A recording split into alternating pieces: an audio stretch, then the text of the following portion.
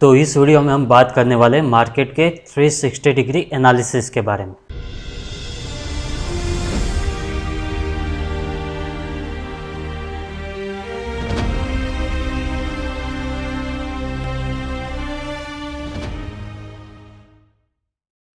तो सबसे पहले अगर मैं आपको वीकली टाइम फ्रेम दिखा दूं, तो वीकली टाइम फ्रेम पर आपको क्या देखने को मिलेगा कि ये देखो, यहाँ से एक शार्प सेलिंग आई, उसके बाद एक पुल बैक आया और अब ये मार्केट कंटिन्यू कर रहा है।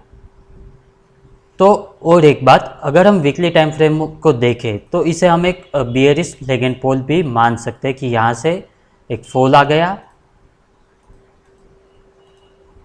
यहाँ से जो हुआ उसे हम पुल बैक कहते हैं, मतलब ये फ्लैग बना। अब यहाँ से मार्केट कितना गिरना चाहिए, तो नीचे का जो लेवल आता है वो ऑलमोस्ट आता है 14,500 के आसपास। पर उसके लिए हमारा जो स्टॉप लॉस रहेगा वो क्या होगा, तो 16,500 से 600 तक, मतलब इस कैंडल के ऊपर का हमें स्टॉप लॉस रखना होगा। तो क्या वो चीज़ पॉसिबल है? ऑब्वियसली वो चीज़ पॉसिबल नहीं है। तो क्या हो सकता है, अब मैं आपको डेली टाइम फ्रेम में एक इंटरेस्टिंग चीज़ दिखा रहा हूँ। अभी मार्केट क्या कर रहा है, तो एग्जैक्टली मैं आपको ले जा रहा हूँ पिछले साल पर।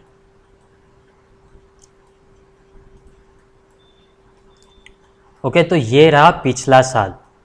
अब लास्ट ईयर पर यहाँ पर क्या हुआ था, ये देखो, यहाँ पर मार्केट ने बहुत ही कंसोलिडेशन किया था। ये वो रेंज थी जहाँ पर मार्केट ने कम से कम 2 महीने से ज़्यादा वक्त बिताया था। ये देखो, ये चीज़ मुझे इसलिए याद है क्योंकि पिछले साल एग्जैक्टली मैं 15,700 के कॉल पुट को शॉर्ट करता था। तब मैं शॉर्ट स्ट्रेडल बनाता था। मार्केट ऊपर जाता था 15,950 तक, फिर से नीचे वापस आ जाता था। मार्केट नीचे जाता था, वहाँ से फिर से ऊपर आ जाता था। ये रेंज क्या थी, 15,950 से लेकर 15,550 तक की एक रेंज बनी थी। तो क्या अभी भी आपको यहाँ ये चीज़ दिख रही है कि मार्केट एक रेंज में फंस चुका है, 15,950 से लेकर 15,550 तक, या फिर हम बोल सकते हैं 15,500 तक की भी, मतलब कुछ भी हो, एक रेंज में फंस चुका है। अब यहाँ पर आपको ऊपर क्या देखने को मिलेगा कि एक गैप फिल होना बाकी है। ठीक है, उसके लिए हम लोगों को जाना होगा 1 आवर की टाइम फ्रेम पर। आप देखना, हर टाइम फ्रेम पर एक व्यू अलग सा बन रहा है। अब ध्यान से देखना इस चीज़ को, ये रही 1 आवर की टाइम फ्रेम। अब ये देखो, यहाँ पर मैं क्या कर रहा हूँ, यहाँ से एक ट्रेंड लाइन खींच रहा हूँ। ठीक है, अब क्या करेंगे, अब इस ट्रेंड लाइन को थोड़ा सा एक्सटेंड कर रहा हूँ। तो यहाँ पर आपको शायद कोई चीज़ नज़र में आ जाए, तो बताता हूँ। ये देखो,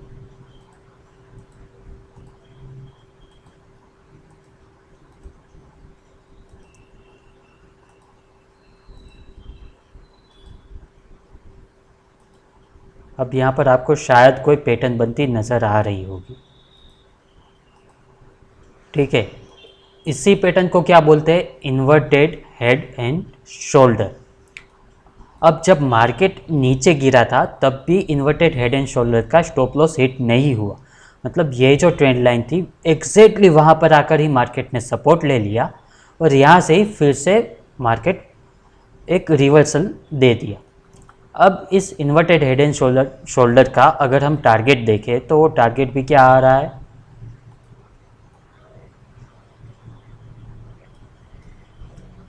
देखो वो टारगेट भी आ रहा है 16,200 के आसपास, जो कि डेली टाइम फ्रेम पर क्या दिखा रहा है कि हमारा ये गैप फिल हो रहा है। देख रहे हो आप डेली टाइम फ्रेम पर, यहाँ पर एक गैप फिल होता दिख रहा है। ओके, पर उसके लिए अब एक चीज़ और आपको ध्यान में रखनी होगी। ये चीज़ वही है कि पिछली बार एग्जैक्टली क्या हुआ था कि 2 महीने तक मार्केट ने इसी रेंज में कंसोलिडेशन दिया था, और जब इस रेंज का ब्रेकआउट आया तो फिर से मार्केट ने मुड़कर कभी भी उस दिशा में नहीं देखा और कंटिन्यूसली मार्केट ऊपर चला गया था, जो कि हमारा ऑल टाइम हाई लगा था 18,600 तक। तब तक मार्केट ने कंटिन्यूस रैली दी थी। तो इस बार अगर इस हेड एंड शोल्डर को भी कंप्लीट करना है, फिर भी मार्केट को 15,950 के ऊपर सस्टेन करना होगा। अब एक और चीज़ इंटरेस्टिंग जो कि 15 मिनट की टाइम फ्रेम पर बन रही, यह है 15 मिनट की टाइम फ्रेम। और यहाँ पर क्या हो रहा है, एक रेक्टेंगल एक सिमेट्रिकल ट्रायंगल बन चुका है, जिनका भी टारगेट क्या आ रहा है 16,200 के आसपास। पर उसके लिए भी क्या चीज़ ज़रूरी है वो मैं अब आपको ध्यान से दिखा रहा हूँ। इस चीज़ को, चाहे आप ऑप्शन बायर हो चाहे आप ऑप्शन सेलर हो, इस चीज़ को बहुत ध्यान से देखना। यहाँ से एक रेंज बना लो यहाँ तक की, मतलब क्या 15,950 से लेकर 15,650 ये एक रेंज हो गई। जब तक मार्केट इस रेंज में है तब तक ना मैं ऑप्शन बाय प्लान करने वाला हूँ, ना ही मैं ऑप्शन सेलिंग प्लान करने वाला हूँ। अगर मुझे इंट्राडे में कुछ स्केल्पिंग करनी होगी 10-15 पॉइंट की, जिसे हम जॉगिंग भी बोल सकते हैं, वो मैं अगर चाहूँगा तो मैं करूँगा, वरना जब तक मार्केट इस रेंज में है मैं कोई भी ट्रेड प्लान नहीं करने वाला। और आप भी ये चीज़ ध्यान से देख लो, क्योंकि क्या हो रहा है, अगर एक दिन मार्केट ऊपर बंद होता है, दूसरे दिन गैप डाउन ओपन हो जाता है, फिर से गैप डाउन होकर मार्केट ऊपर चला जाता है, मार्केट ऊपर क्लोज होता है, नीचे आता है और गैप डाउन खुल जाता है। यहाँ पर नीचे क्लोज करता है, गैप डाउन खुलता है और नीचे जाता है, और वो मोमेंट कंटिन्यू नहीं होता और फिर से ऊपर चला आता है। अब इस लेवल पर ट्रेड क्यों करना नहीं चाहिए वो मैं आपको बता रहा हूँ। देखो, अगर हम ट्रेड करते हैं तो कौन से टाइम फ्रेम पर करते हैं, 5 मिनट के टाइम फ्रेम पर। ओके, तो ये रही 5 मिनट की टाइम फ्रेम। अब यहाँ पर ये देखो, ये एक ट्रेंड लाइन हो गई। नीचे से अगर मैं देखूँ तो ये एक ट्रेंड लाइन हो गई, समझ रहे हो। अब सपोर्ट और रेजिस्टेंस की बात करते हैं। ओके, तो ये एक सपोर्ट रेजिस्टेंस हो गया, यहाँ पर एक स्विंग हाई लगा था तो ये एक सपोर्ट और रेजिस्टेंस हो गया, यहाँ पर एक सपोर्ट और रेजिस्टेंस बन गया, यहाँ पर स्विंग हाई लगा है तो ये एक सपोर्ट और रेजिस्टेंस हो गए, यहाँ पर लो लगा था वो एक सपोर्ट और रेजिस्टेंस हो गया, यहाँ पर स्विंग का लो है ये एक सपोर्ट और रेजिस्टेंस हो गया, यहाँ पर एक सपोर्ट और रेजिस्टेंस बन गया। मतलब आप 5 मिनट की टाइम फ्रेम पर देख रहे हो, एक मकड़ी का जाला बन चुका है। यहाँ पर आप कब कॉल बाय करना कब पुट बाय करना ये सोच ही नहीं सकते। मतलब इस रेंज में जब तक मार्केट 15,950 हाई है और 15,650 का लो है, उस रेंज में ट्रेड करना मतलब खुद का सुसाइड करना बराबर है। और आज भी आप लोगों ने देखा होगा मार्केट ट्रेंडिंग हुआ, नो डाउट, पहले नीचे गिरा फिर ऊपर जा रहा है, ऑप्शन के प्रीमियम का बढ़े नहीं, मार्केट आपकी डायरेक्शन में जा रहा था फिर भी ऑप्शन के प्रीमियम बढ़ नहीं रहे थे। और शायद कल ऐसा भी हो सकता है कि मार्केट आपके डायरेक्शन में चला जाए फिर भी जो ऑप्शन सेलर है तो प्रीमियम डाउन ही ना हो। तो मतलब इस रेंज में ट्रेड करने से बेटर है थोड़े दिन आराम कर लो, क्योंकि क्या होगा, मोस्ट ऑफ ट्रेडर 15,650 से लेकर 15,950 की रेंज में ट्रेड करेंगे, उनके लॉसेस हो गए और वो क्या करेंगे, अपना पूरा कैपिटल जो है वो इसी रेंज में बर्बाद कर देंगे, ये सोच के कि यहाँ से मार्केट अपसाइड जाएगा, यहाँ से मार्केट डाउन साइड जाएगा। क्योंकि रेंज बहुत छोटी है, हर जगह पर हर जगह पर रेजिस्टेंस और सपोर्ट आ रहे हैं, तो आप ट्रेड करोगे तो आप लॉस कहाँ पर अपना स्टॉप लॉस रखना है, कहाँ पर टारगेट लेना है, ये भी डिसाइड नहीं कर सकते।